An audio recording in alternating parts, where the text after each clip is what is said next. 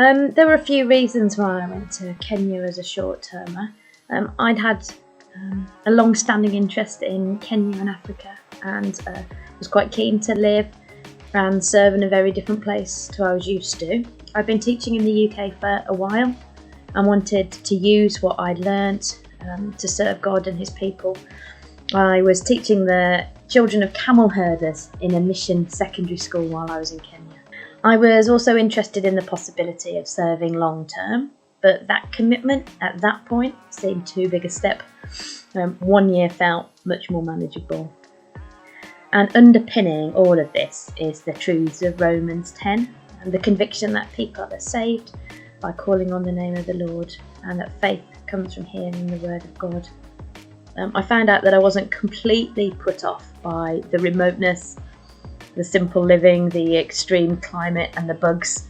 It wasn't always easy, but I coped, and actually I enjoyed some of those challenges.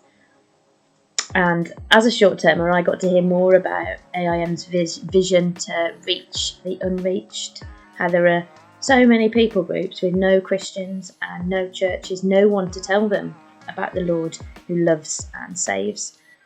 And just like it says in Romans 10, how people won't be able to call on the name of the Lord unless they hear from people who go and tell them.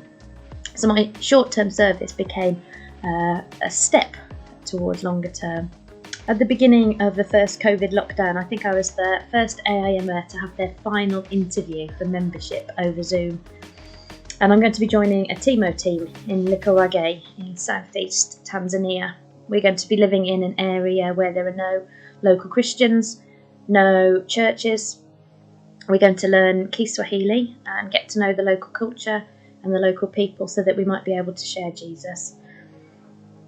Some of our training and preparation, orientation, would normally have happened in person as a residential, but it was all online this time, which worked surprisingly well over Zoom. We don't really know what will happen with COVID in this country or in Tanzania, but we plan, God willing, to move in November.